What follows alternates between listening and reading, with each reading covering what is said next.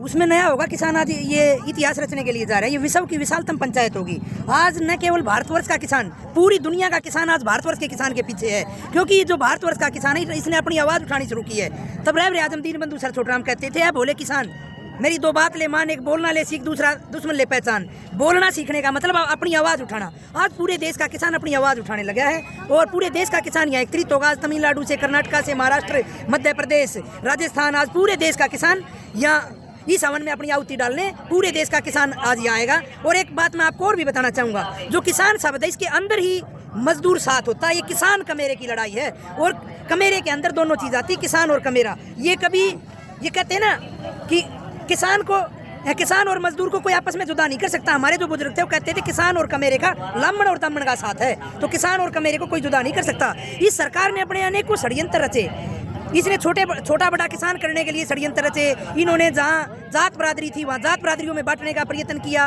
अपने उत्तर प्रदेश में हिंदू और मुस्लिम करने का इन्होंने बार बार प्रयत्न किया है। इन्होंने अभी मैं हरियाणा से हूँ, भारतीय किसान यूनियन महासचिव डम्पी पहलवान, तो मेरे को हरियाणा प्रदेश का पता ही है। वहाँ हिंदू सिख में हमारे को बांटना चाहते थे, लेकिन किसान आज इनके सभी षड्यंत्र फैल करके किसान आगे बढ़ता चला जा रहा है। कि जो किसान की महापंचायत हो रही है उसमें ज्यादातर सिख समुदाय के लोग आएंगे। क्यों सिख समुदाय के? हम सिख समुदाय से हैं।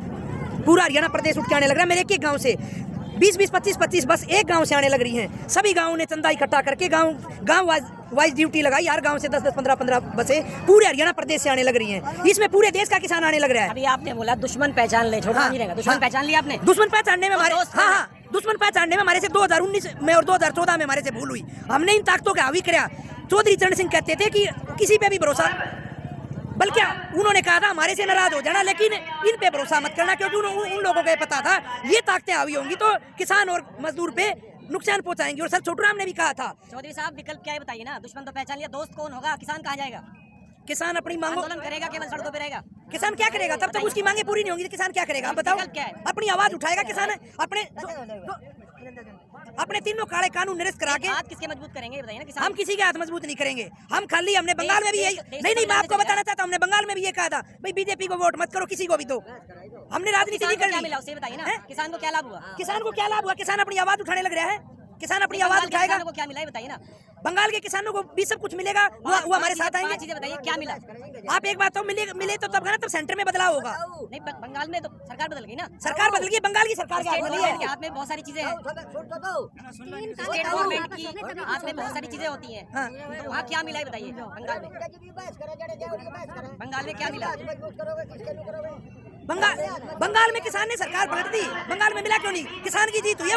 वो ममता की जीत नहीं, किसान की जीत है। परिवर्तन हुआ डम्पी पहलवान जी। व्यवस्था परिवर्तन कब होगा बताइए। व्यवस्था परिवर्तन भी होगा। किसान अपनी मांगों को लेकर लगा रहेगा, तब सेंटर में होगा, तब पूरे देश में व्यवस्था परिवर्तन होगा। इन्हीं किसानों ने चौधरी देवीलाल को काम उठाने का काम किया था। इन्हीं किसानों ने चौधरी चरण सिंह को काम उठाने का काम किया था। किसानों के दोस्त थे, वो किसानों के मित्र थे। हाँ, किसानों के हमदर्द थे। उन्होंने किसानों के लिए अनेकों कानून बनाए। सर छोटूराम ने 8 कानून बनाए जो किसान के हक में थे, और उनके मैं आपको फायदे गिनाता हूँ। जो मंडी व्यवस्था है सर छोटूराम की बनाई हुई है, इसलिए आज हम उनको पूछते हैं।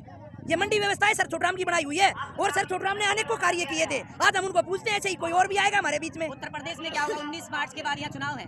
देखो मैं सीधी राजनीतिक बात कर रहा हूँ। व्यवस्था परिवर्तन किसान को चाहिए, आंदोलन से कुछ नहीं होगा। हमने तो आंदोलन करना है। हम राजनीतिक लोग हैं, हम आंदोलन के जरिए अपनी ताकत हासिल करेंगे। हम ये चाहते हैं सरकार किसी की भी आए, लेकिन किसान की भागीदारी उसके बीच में। किसान से पूछ के किसान की फसल का दाम तय हो। ये नहीं बंद कमरों में बैठ के, ऐसी रूमों में बैठ के किसान के भाग्य का फैसला करे। किसान के मित्र कौन है यूपी में? किसान का कोई मित्र नहीं है। किसान तो 70 साल से पिसता आया है, लेकिन कभी भी किसान आंदोलित हुआ तो उन सरकारों ने मानने का काम किया था। मनमोहन ने भी मान ली थी बात, राजीव गांधी जी ने भी मान ली थी बात। तब पहले बाबा महेंद्र सिंह टिकैत के टाइम पे ये लोग इतने बेशरम निकले, इतने निर्लज निकले हैं। इन्होंने 9 महीने से किसान रोड पे बैठा है, इन्होंने किसान की बात नहीं मानी। और किसान अन्नदाता है। किसान अन्नदाता ही देश का पेट भरने का काम करता है। सर छोटूराम जी कहते थे कि जो धरती का सीना चीर कर जो पूरे देश के दुनिया के लिए अनाज पैदा करता है, उसको खाली पेट सोना पड़ता है। किसान अन्नदाता इसका भगवान का दर्जा है। और इसको जी भी कह रहे हैं किसान वापस नहीं जाना चाहिए, खाली हाथ। वो भी कह रहे हैं चलो उनका के साथ हैं, लेकिन वो बोल रहे हैं। बोलने से क्या होता है? वो ठीक केसी त्यागी जी कहते हैं टीवी पे आके, लेकिन सत्ता में भागीदार है वो अपना फर्ज अदा कर रहे हैं। जो आदमी राजनीति कर रहे हैं वो लोग। देखो कोई भी मतलब दुश्मन को नहीं पहचान रहे हैं आप, वो राजनीति कर रहे हैं, सत्ता में भागीदार है। नहीं, जो हमारे फेवर जो किसान के हक की बात करता है उसको आप राजनीति कहते हो। उनको भी मैं कहना चाहूंगा किसान के पास आ जाए। क्यों नहीं देते वो लोग? हाँ, इस्तीफा दे देना चाहिए, इस्तीफा दे देना चाहिए, डंडा और झंडा छोड़ के हमारे पास आ जाना चाहिए। लेकिन उन निर्लजों से तो अच्छे हैं जिन्होंने वहाँ बैठ के एक दिन भी बात नहीं की किसान की, उन्होंने कम से कम मुखर होकर बात तो की है। आज हमारे 600 किसान शहीद हो गए, प्रधानमंत्री जी ने एक बार भी अपने मुंह से नहीं निकाला कि इनको हम श्रद्धांजलि देते हैं या कोई भी। अभी हमारा करनाल में किसान शहीद हुआ, उसके लिए कोई मुआवजे का प्रबंध नहीं, उसके बच्चों के लिए नौकरी का प्रबंध नहीं, किसान के लाठीचार्ज से ना पुलिस के लाठीचार्ज से किसान शहीद हुआ वहाँ पे। तो किसान तो आज अपनी मांगों को लेकर बैठा है, अपनी नस्ल और फसल को बचाने के लिए, अपनी फसल का वाजिब दाम लेने के लिए। और इस चीज का मैं आपको बताता हूँ, जो आप कह रहे हैं क्या फायदा हुआ था किसानों के दोस्त थे। सर छोटूराम के कारण, चौधरी चरण सिंह के कारण आज हरियाणा और पंजाब में, सर छोटूराम के कारण आज हरियाणा और पंजाब में एमएसपी है। उनको मैं नहीं नकार रहा हूँ, हाँ, मैंने ममता जी की बात की थी। ममता जी किसान की जीत हुई, वहाँ ममता की जीत नहीं हुई है। ममता को बहम हो या किसी और को बहम हो, किसान की जीत है। छोटू राम चरण सिंह जी अपना काम करके चले गए, हाँ। हमें तो भविष्य देखना है ना। किसानों का भविष्य क्या है बताइए। किसानों का भविष्य, किसान आंदोलन करके अपना भविष्य यहाँ इकट्ठा होगा, किसान यहाँ करोड़ों की संख्या में इकट्ठा होगा। ये विश्व की विशालतम पंचायत होगी, किसान यहाँ इतिहास रचने के लिए जा रहा है। आप कल देखोगे मुजफ्फरनगर के चारों साइड 70-70, 80-80 किलोमीटर आपको जाम मिलेगा। ये किसान अपनी एकजुटता परिचय देने जा रहा है। ये सरकार वाले लोग बार बार कह रहे थे कि किसान इकट्ठा नहीं है, एक प्रदेश का किसान इकट्ठा है। कभी ये बिरादरी पर किसान को बांटना चाहते थे, छोटे बड़े किसान को बांटना चाहते थे। कल ये देखेंगे, कल हर धर्म का लोग होगा, हर बिरादरी का लोग होगा। आज वही टाइम है, हिंदू मुस्लिम सिख ईसाई आपस में भाई भाई। आज सभी धर्मों के लोग, सभी बिरादरियों के लोग कल आपको रोडों पे मिलेंगे। कल सरकार को ये पता लगेगा, ये कहते थे ये एक स्टेट का आंदोलन है या ये कुछ धर्म का आंदोलन है। मान साहब हमारी हरियाणा अध्यक्ष, हमारे हरियाणा प्रदेश अध्यक्ष मान साहब है। कर लो मान साहब। हाँ करो, ले लो। सवाल है पहलवान जी, हाँ, सबसे ज्यादा जाति हरियाणा के किसानों के साथ होती, चाहे वो रोहतक की घटना हो या करनाल की घटना हो, चंडीगढ़ का, सिरसा का, सबसे ज्यादा हरियाणा के किसानों के साथ ही सरकार जाति की पकड़ी है। और सबसे ज्यादा दूध दही खाने वाला हरियाणा का किसान है। कितना भी अत्याचार हो जाए, हरियाणा का किसान वापिस नहीं हटेगा, अपनी मांग मनवा के वापिस आएगा हरियाणा किसान। और हरियाणा किसान में इतनी ताकत है, अगर कर्नाटक जाना पड़े, गोवा जाना पड़े, दिल्ली जाना पड़े, पीछे नहीं हटता हरियाणा किसान। हमने दूध दही खाया, हम अपनी फसलों के दाम तय करवा के तब दिल्ली से उठेंगे। हरियाणा किसान मजबूत है। क्या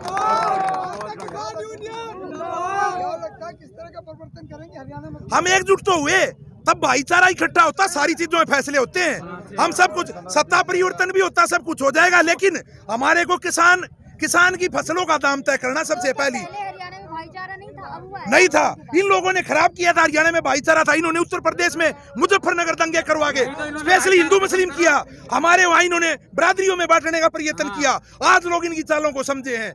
हम इनको बाहर का रास्ता दिखाएंगे, जहां भी जाएंगे ये, तब तक हमारी ये मांगे पूरी नहीं होती, तब तक हम इनके पैर नहीं टिकने दें कहीं भी, पूरे देश में भी। वही जाट मुसलमान है जो आज सारे इकट्ठे। आज मैं आपको बताना चाहता हूँ, अभी मैं रास्ते में आया, अपने मुस्लिम भाइयों के बीच में 2 घंटे बैठकर इतना अच्छा लग गया। उनके पास खाना खा के आए हैं। ये लोग तो भाईचारा बिगाड़ना चाहते थे, आज हमारा भाईचारा बन गया। तब आदमी का भाईचारा, आदमी संगठित होता है, सारी चीजें करता है। हम सबका भाग्य का फैसला करने वाला किसान है। इस देश की 90 करोड़ संख्या किसान और कमेरे की है। किसान और कमेरे के बगैर यह सरकार नहीं चलती। पहलवान जी, पिछले जो पंचायत हुई यहाँ पर, उससे सरकार की शुरुआत हुई थी। हाँ, कल की पंचायत से क्या होने वाला है? कल की पंचायत से व्यवस्था परिवर्तन होगा। जो किसान के खिलाफ होगा उसको किसान बख्शेगा नहीं। बहुत बढ़िया।